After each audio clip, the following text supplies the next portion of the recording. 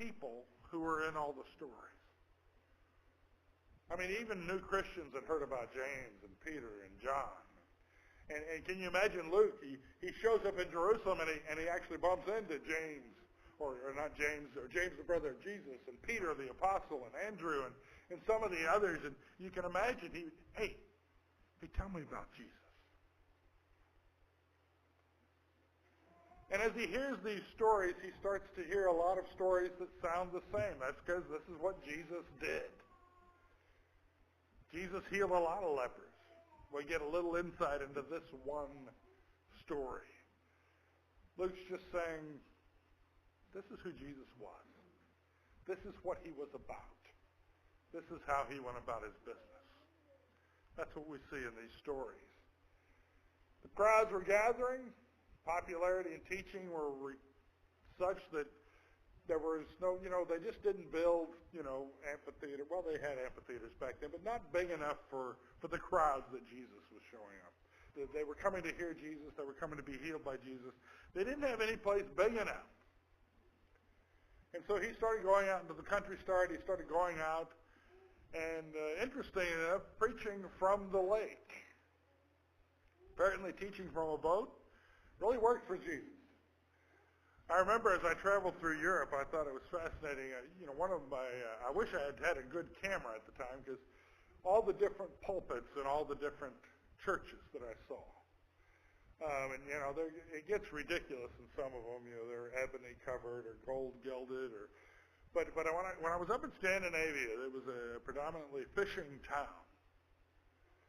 And I walked into this church building. It looked like a normal church building, except right in the middle, on sort of a second-story level, was the prow of a boat. And the pulpit was behind the prow. And I thought, now that's a pulpit. And you could even say it's biblical. Jesus often taught from a boat. So here he was in this ship. I thought it was a really great pulpit setting for a preacher. But apparently Jesus, the crowds were such that he could get in the boat and get out just a little ways, and the crowd would gather around. It was like an amphitheater.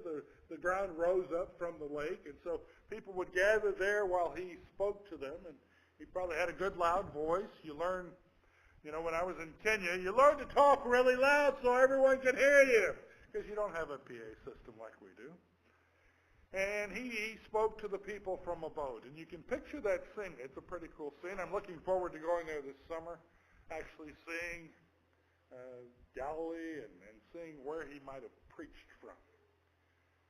But he's standing there and the crowd's gathered on the shore. It's almost an idyllic scene. And then he calls, this is the story where he actually calls the apostles. And we find out later that his partners are James and John, prominent people, that on his own boat was his brother Andrew, and that they've run into Jesus before. This is not their first time. We sort of get a picture of this, that when you read through Matthew and Mark, you almost get the feeling Jesus just walks up to total strangers and says, hey, follow me, and they just drop everything and follow him. Whereas when you read the other Gospels and you see this story, you realize, no, they've been, Andrew was they were John's disciples, and when John saw Jesus, he said, behold the Lamb, and they followed after him, and so they've had some interaction with Jesus before. When Jesus walks up and says, hey, can I borrow your boat, they don't freak out. They know who he is. They know what he's about. They've heard him speak. And so we have this story that's familiar to all of us, where Jesus preaches from the boat and then calls the first four: Peter, Andrew, James, and John. They've been fishing all night. If you're a fisherman, you know what that's like. I remember we've got this place that my dad likes to go fishing up in the mountains called Mammoth Pools. And we like going there. You know why we like going there? Well, it's beautiful. It's high Sierras. But that's not the reason we like going there. We like going there because we always catch fish there. We've been to lots of other lakes where you didn't catch anything. And we don't like fishing there. We like fishing where you catch things. Okay? And so these guys have been out. This is their job. This is how they make their livelihood. And they've been out all night not catching things. Now, it's really not cool to be a fisherman who doesn't catch things. And so they're a little worn out. They're tired. They've been throwing these nets. The nets are heavy. I don't know if you've ever seen, real fishermen, but I mean, these are old roped. And you ever grab a big coil of rope? Well, this was several coils of rope. They had to grab it. You got to toss it out. They didn't have all the modern stuff that we have. So they've been working all night long. They're pretty tired. And Jesus says, I want to borrow your boat so I can preach from it. Well, there was some status involved there. It's nice to have the new popular rabbi using your boat to preach from. So they get in, they get out there. And it's almost like Jesus wants to sort of, pay rent for use of the boat. He says, hey, why don't you guys go out into deeper water? Cast your nets over the side. You can just almost see the looks on their faces. You got to picture the scene. They've been up all night not catching fish. Jesus says, hey, why don't you go out in deep water and cast your nets again. You can almost see the thoughts going through that. You may know a lot about the law, Jesus, but, we're the fishermen. We know what we're doing, and this is just not a good fishing day. We've been all night. It's not working for us. We just want to wash the nets, get some sleep, and maybe have better luck next time. But, it's the rabbi.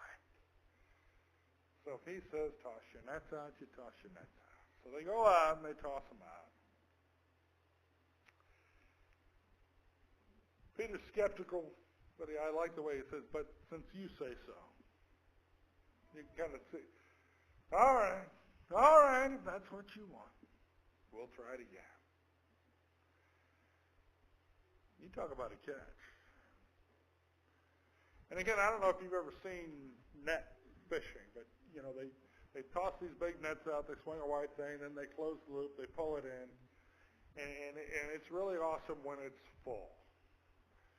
Usually you've got the smaller fish actually squeezing out through the nets, but as they pull it up, you just sort of see this big netting thing get tighter and tighter and tighter, and then when they actually try to pull it up, and it's just full.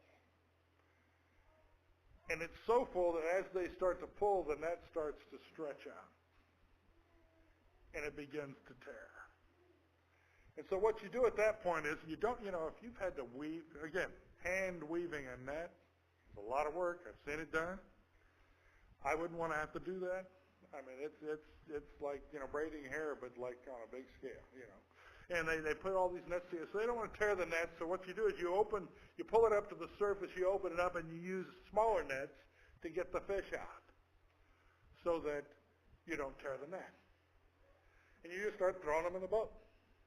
And it says they pulled so many fish in and started throwing them in the boat before they pulled the net out of the water that both boats began to sink.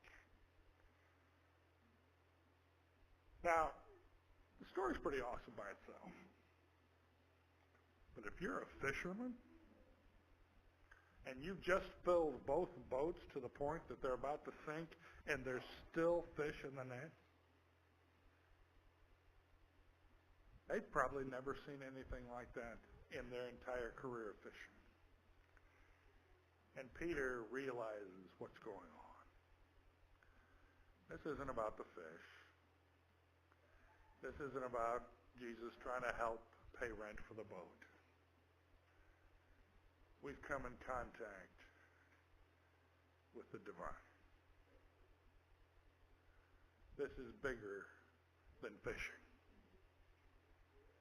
We're in the presence of a divine being, and they're blown away.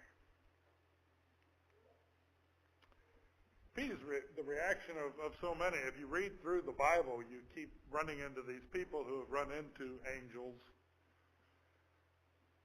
and his reaction is similar. He's just freaking out. He said he fell at Jesus' knees when he sort of, it dawns on, he's looking at this miracle. And nobody but a fisherman would know this is a miracle.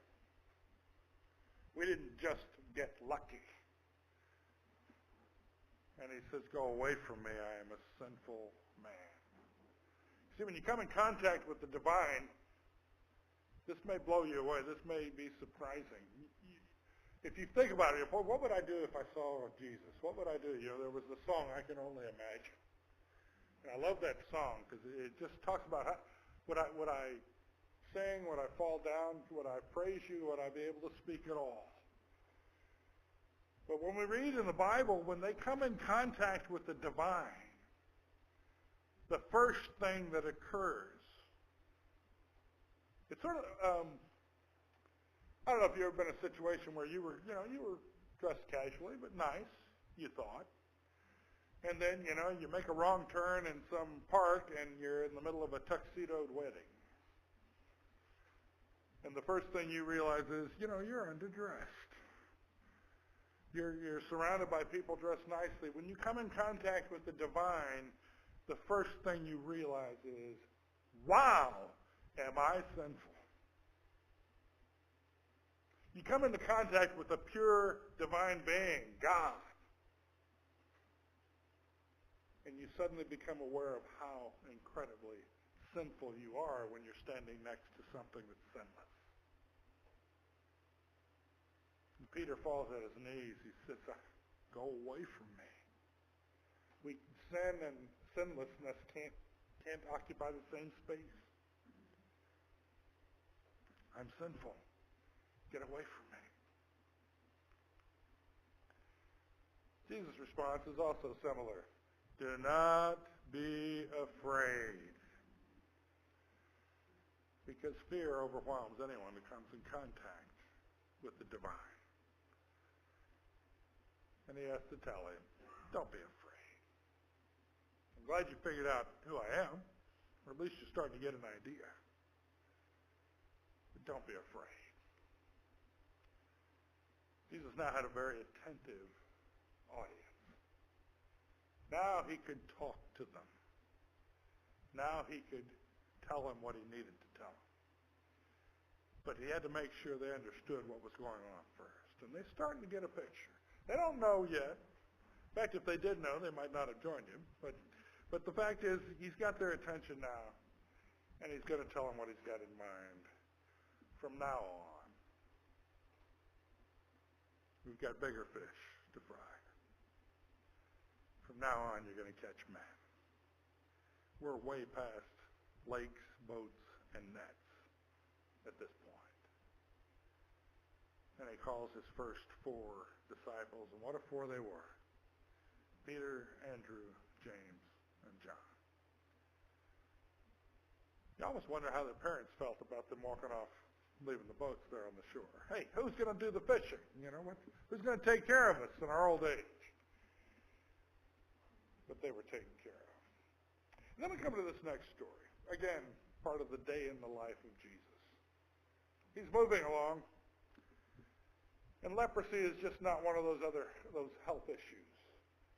Leprosy was a peculiar kind of disease. It wasn't like, the cripple, Jesus, he was healing the blind and the lame, and people were bringing them, the paraplegic, they laid him down through the roof. That people were just bringing the sick to Jesus, and he would heal them, and that was fine. But leprosy was a whole different thing.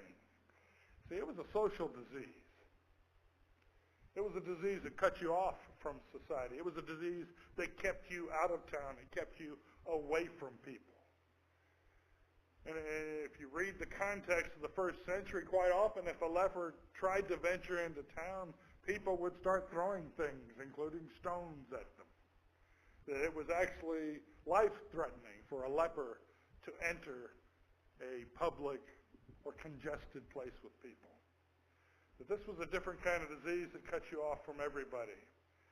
This is Leviticus chapter 13. The leprous person who has the disease shall wear torn clothes, let their hair of his head hang loose, and shall cover his upper lip, and cry out, unclean, unclean.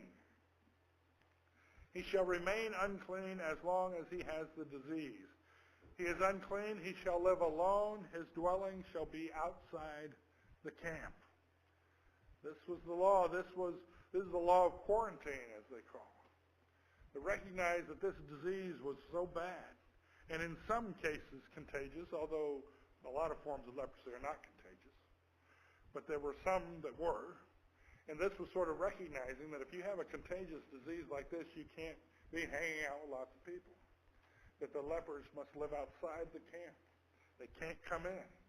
And everyone knew that, and everyone had known that since the time of Moses.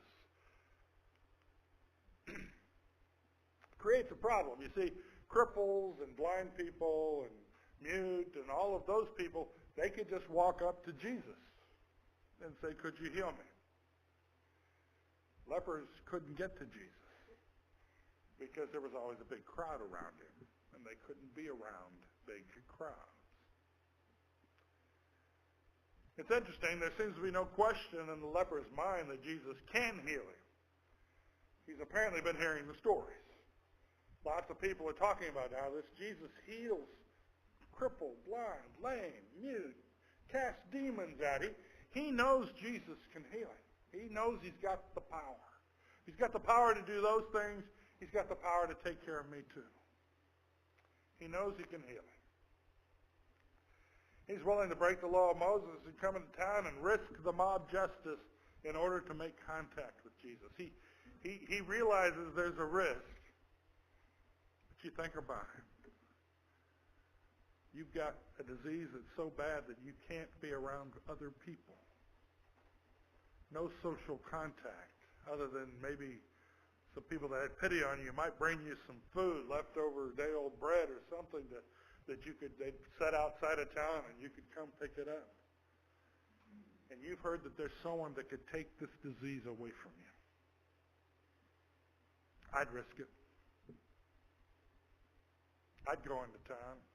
I'd cover up real good so they couldn't see me. I'd wear the big hood over so they wouldn't know, and I'd just hope I could get as close enough to Jesus.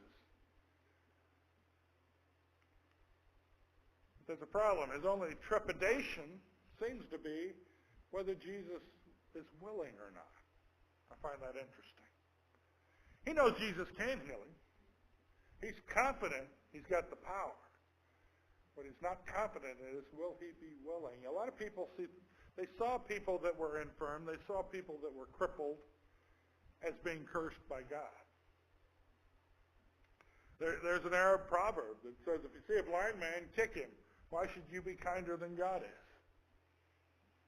That was the view of the first century was, if someone was cursed like that, then you don't need to be nice to him. I mean, if God doesn't care, why should you? Was how many people viewed it. But that was a terrible misunderstanding of God and of what we're called to for human compassion.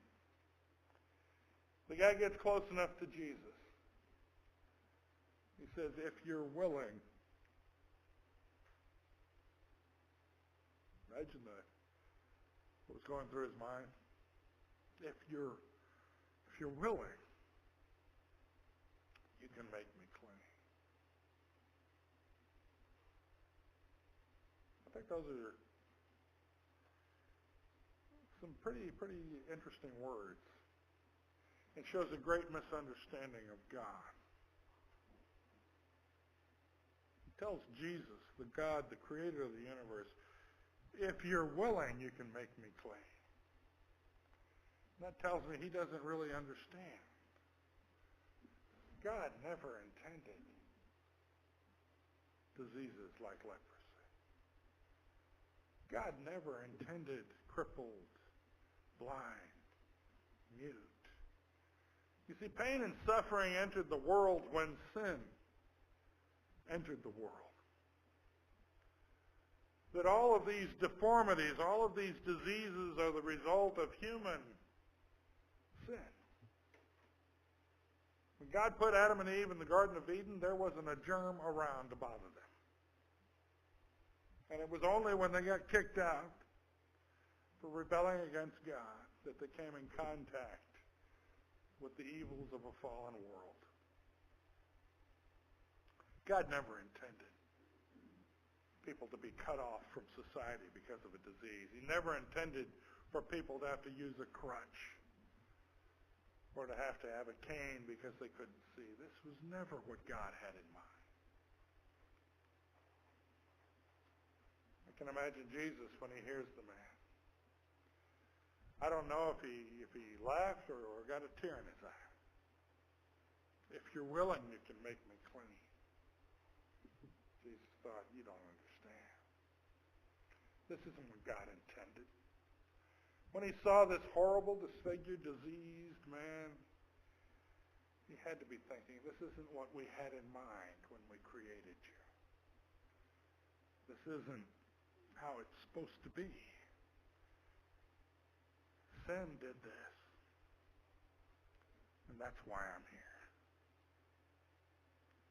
He looked at him and said, I'm willing. Be clean. Almost, of course. What do you mean, if you're willing? Of course I'm willing. This was never what we had in mind. This was never supposed to be. This is what you've done to yourselves, but I came here to change that. I came here to reverse that. I came here to get rid of the sin that's causing you guys so much trouble. Of course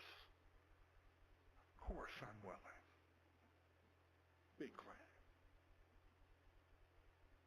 And it says, and immediately the leprosy left him. I don't think any of us can imagine what that was like.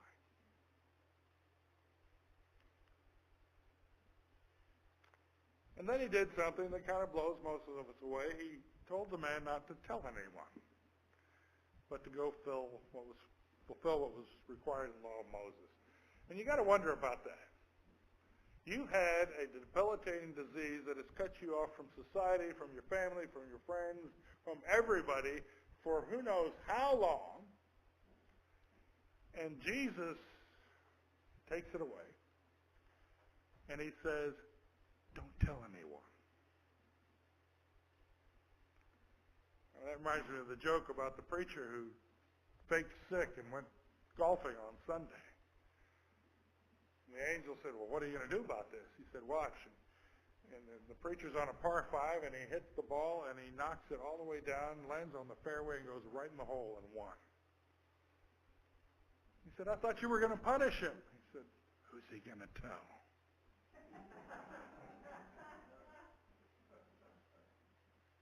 Don't tell anyone.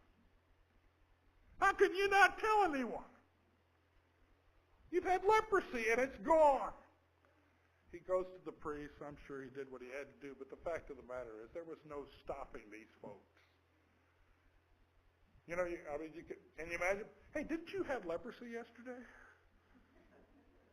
I could have, you look just like the leper. That people had to know.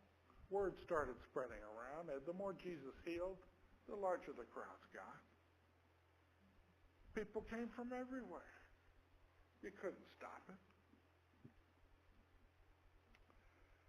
So what's our call to action? You got the story of Jesus and the fishing catch, and he gets 4 guys to start with who become the 12. And you got the story about the leper, where he touches him, he experiences Jesus, and he's clean. What's the call to action in this story?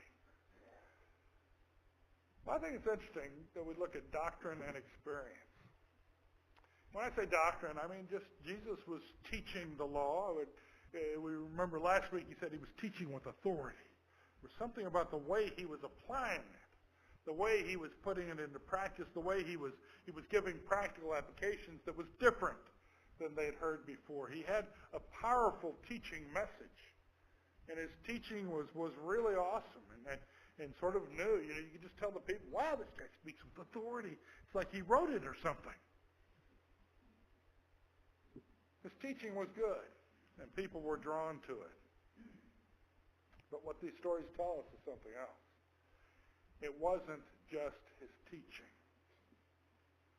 It was actually experiencing Jesus that was attractive.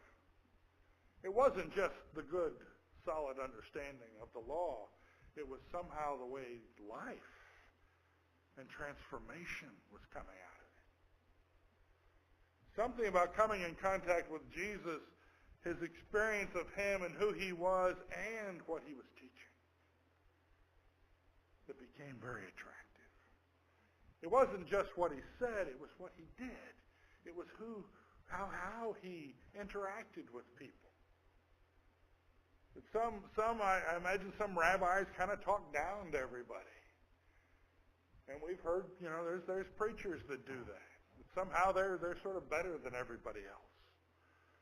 And I've known guys like that. Somehow, a minister came across, it was like, me and God are tight, and everyone else is between zero spirituality and me. And you got that distinct feeling from him. Instead of, hey, I'm just a fellow sinner like the rest of you trying to get to heaven. And Jesus came across in a way that made him approachable. He wasn't some unobtainable. He wasn't some person who was just too good to touch. He went out into the wilderness. He went out and didn't talk to the people. He got in a boat with stinky, smelly fishing nets and preached because that's who he was. And he let lepers walk up to him, which most rabbis wouldn't have done because they would have become unclean. Now Jesus, it was the experience of Jesus, not just his teaching, that drew people in. So this is where I want to keep pounding this point. This is something that's important to me. Sound doctrine's important. I don't want anyone to ever get the feeling that I don't think doctrine's important, because it is. But if it's not combined with godly lives, if it's not combined with a positive, warm, friendly, welcoming Christian spirit, it won't do much good. There's a difference between just good doctrine and godly lives. Now, godly lives, I honestly believe, is based on good doctrine. But it's when people just quote the law and they use it and twist it and get legalistic about it that turns people off.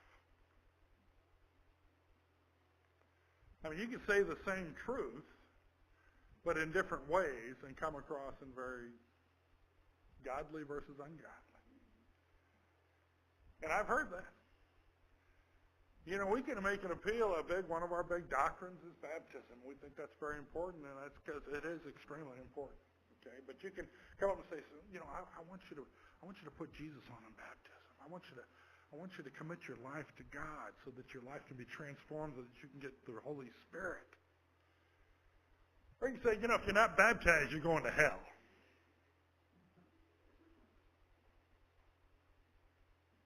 Now, I've sort of said the same thing, but not really, because there's a different spirit behind each statement.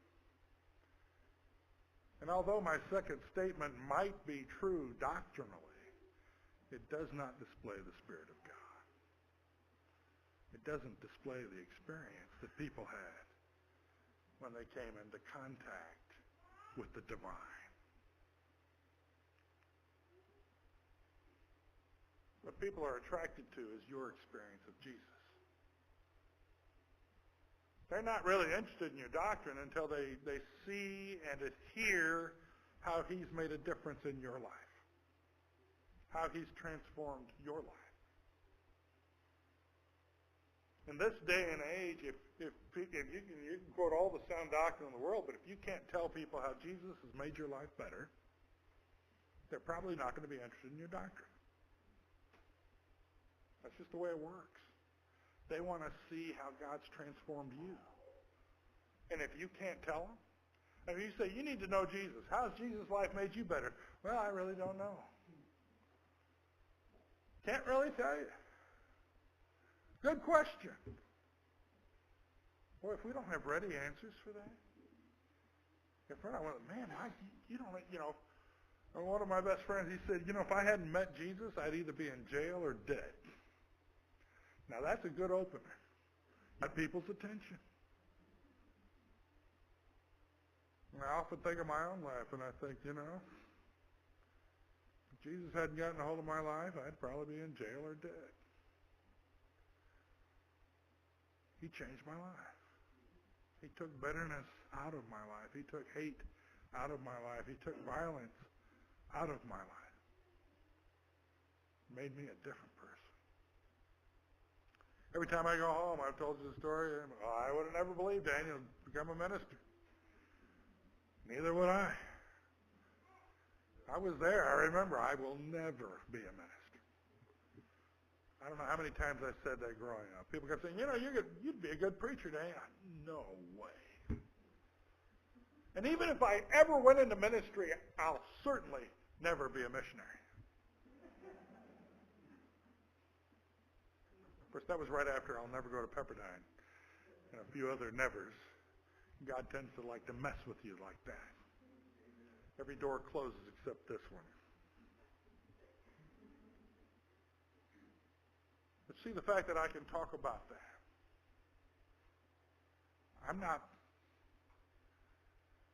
those people joke and they make fun of me. I know they like giving me a hard time, but the fact of the matter is it's an incredibly moving experience when people say, I would have never believed he could become a minister, because I know they're saying he is not the Daniel we used to know. And I can tell you, I'm not. I'm a different person. I see the world differently because I came into contact with the divine presence. And our life has changed. So when we talk to people, what's our call to action?